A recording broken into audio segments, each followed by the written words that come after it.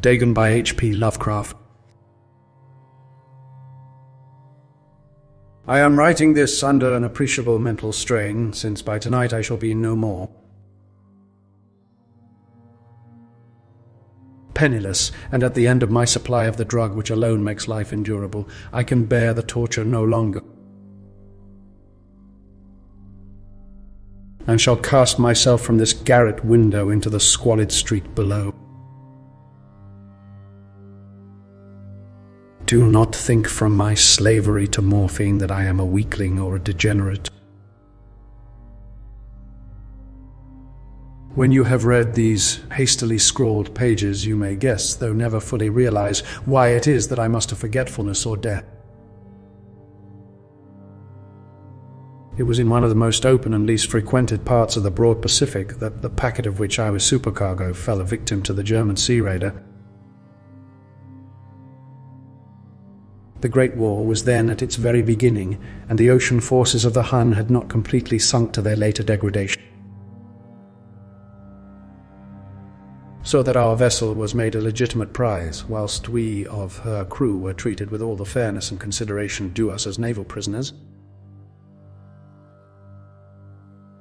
So liberal, indeed, was the discipline of our captors that 5 days after we were taken, I managed to escape alone in a small boat with water and provisions for a good length of time.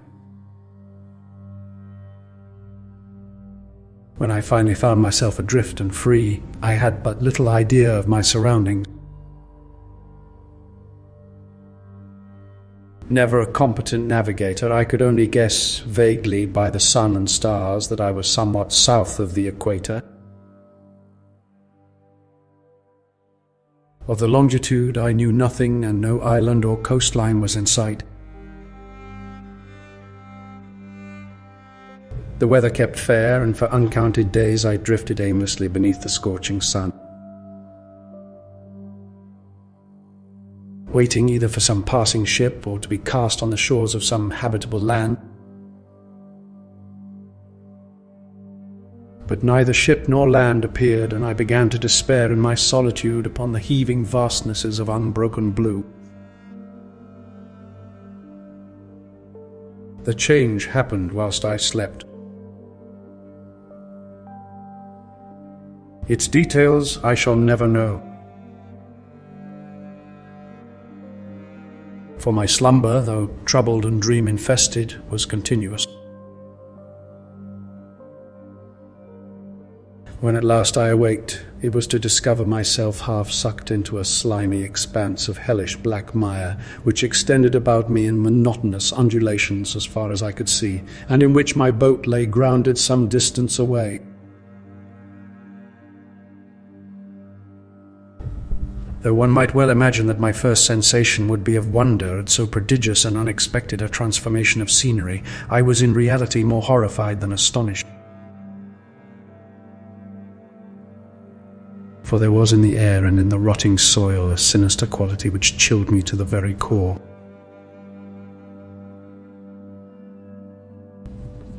The region was putrid with the carcasses of decaying fish, and of other less describable things which I saw protruding from the nasty mud of the unending plain.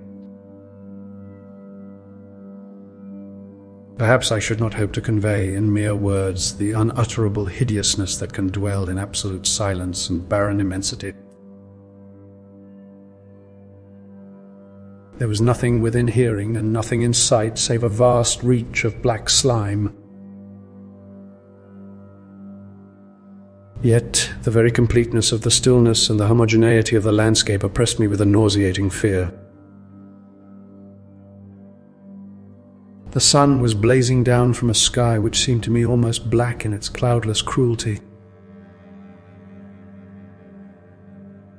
as though reflecting the inky marsh beneath my feet. As I crawled into the stranded boat, I realized that only one theory could explain my position. Through some unprecedented volcanic upheaval, a portion of the ocean floor must have been thrown to the surface, exposing regions which for innumerable millions of years had lain hidden under unfathomable watery depth. So great was the extent of the new land which had risen beneath me that I could not detect the faintest noise of the surging ocean, strain my ears as I might. Nor were there any sea-fowl to prey upon the dead things. For several hours I sat thinking or brooding in the boat, which lay upon its side and afforded a slight shade as the sun moved across the heavens. As the day progressed, the ground lost some of its stickiness and seemed likely to dry sufficiently for travelling purposes in a short time.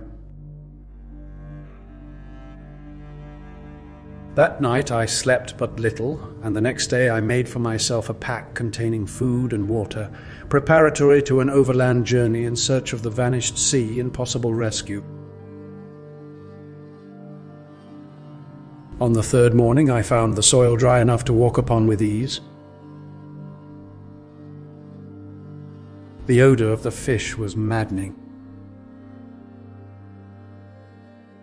But I was too much concerned with graver things to mind so slight an evil, and set out boldly for an unknown goal. All day I forged steadily westward, guided by a faraway hummock which rose higher than any other elevation on the rolling desert. That night I encamped, and on the following day still travelled toward the hummock, though that object seemed scarcely nearer than when I had first espied it. By the fourth evening I attained the base of the mound, which turned out to be much higher than it had appeared from a distance. An intervening valley setting it out in sharper relief from the general surface. Too weary to ascend, I slept in the shadow of the hill. I know not why my dreams were so wild that night, but ere the waning and fantastically gibbous moon had risen far above the eastern plain, I was awake in a cold perspiration, determined to sleep no more. Such visions as I had experienced were too much for me to endure again. And in the glow of the moon I saw how unwise I had been to travel by day. Without the glare of the parching sun, my journey would have cost me less energy. Indeed, I now felt quite able to perform the ascent which had deterred me at sunset. Picking up my pack, I started for the crest of the eminence. I have said that the unbroken monotony of the rolling plain was a source of vague horror to me.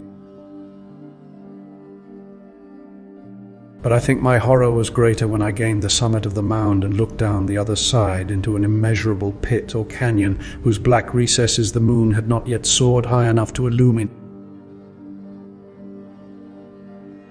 I felt myself on the edge of the world, peering over the rim into a fathomless chaos of eternal night.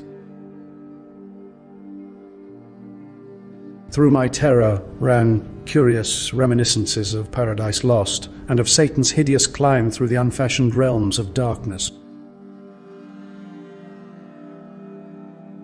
As the moon climbed higher in the sky, I began to see that the slopes of the valley were not quite so perpendicular as I had imagined. Ledges and outcroppings of rock afforded fairly easy footholds for a descent, whilst after a drop of a few hundred feet the declivity became very gradual. Urged on by an impulse which I cannot definitely analyze, I scrambled with difficulty down the rocks and stood on the gentler slope beneath, gazing into the Stygian deeps where no light had yet penetrated. All at once my attention was captured by a vast and singular object on the opposite slope, which rose steeply about 100 yards ahead of me. An object that gleamed whitely in the newly bestowed rays of the ascending moon. That it was merely a gigantic piece of stone, I soon assured myself. but I was conscious of a distinct impression that its contour and position were not altogether the work of nature. A closer scrutiny filled me with sensations I cannot express. For despite its enormous magnitude and its position in an abyss which had yawned at the bottom of the sea since the world was young, I perceived beyond a doubt that the strange object was a well-shaped monolith whose massive bulk had known the workmanship, and perhaps the worship of living and thinking creatures. Dazed and frightened, yet not without a certain thrill of the scientist's or archaeologist's delight, I examined my surroundings more closely. The moon, now near the zenith, shone weirdly and vividly above the towering steeps that hemmed in the chasm, and revealed the fact that a far-flung body of water flowed at the bottom, winding out of sight in both directions, and almost lapping my feet as I stood on the slope.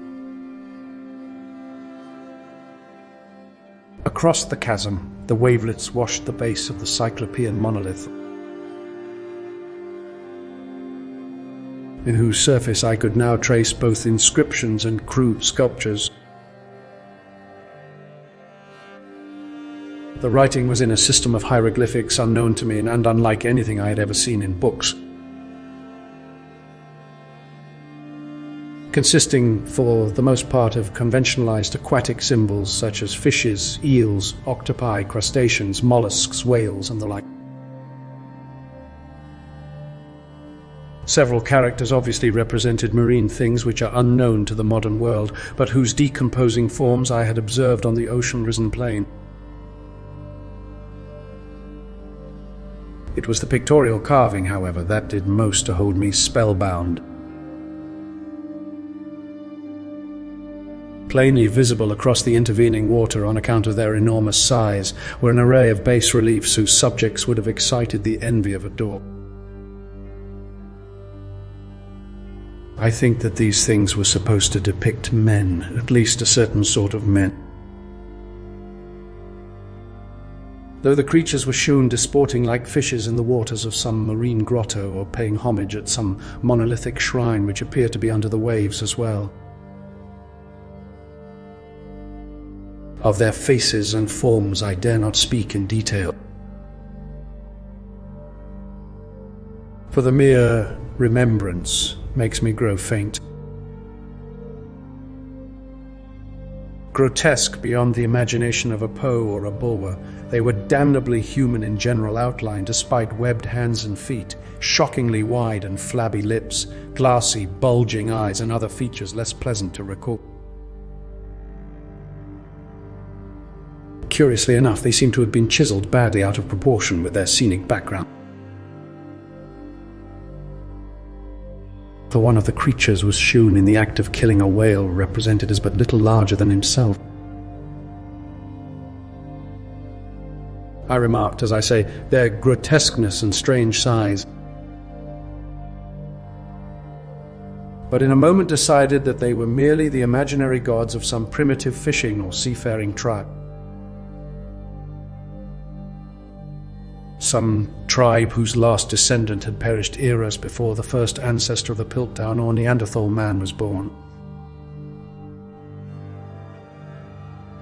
Awestruck at this unexpected glimpse into a past beyond the conception of the most daring anthropologist, I stood musing whilst the moon cast queer reflections on the silent channel before me. Then suddenly I saw it. With only a slight churning to mark its rise to the surface, the thing slid into view above the dark waters. Vast, Polyphemus-like, and loathsome, it darted like a stupendous monster of nightmares to the monolith, about which it flung its gigantic, scaly arms, the while it bowed its hideous head and gave vent to certain measured sound. I think I went mad then. Of my frantic ascent of the slope and cliff, and of my delirious journey back to the stranded boat, I remember little. I believe I sang a great deal and laughed oddly when I was unable to sing. I have indistinct recollections of a great storm some time after I reached the boat. At any rate, I know that I heard peals of thunder and other tones which nature utters only in her wildest moods.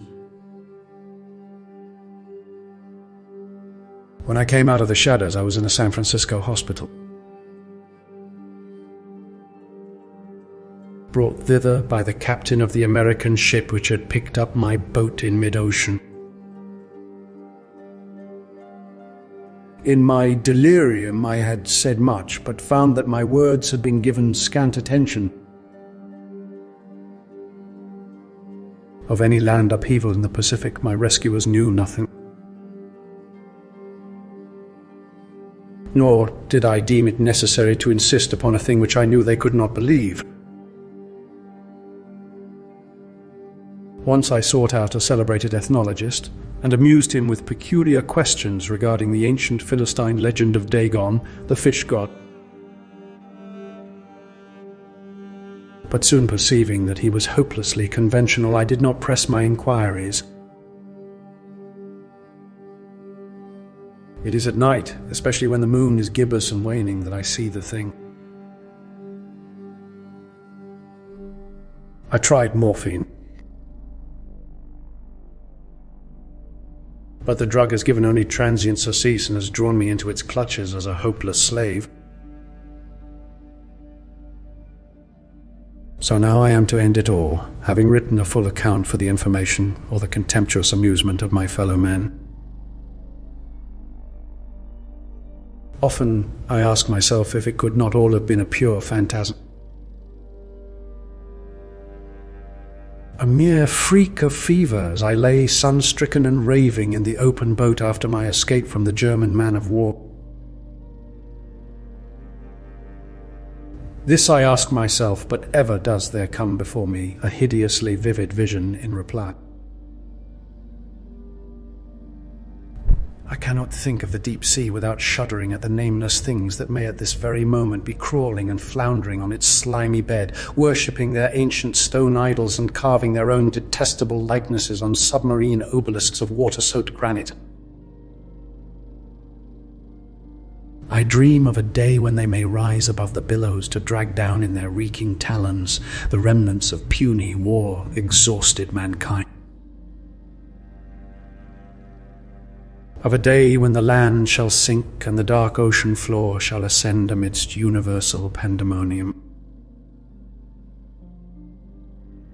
The end is near.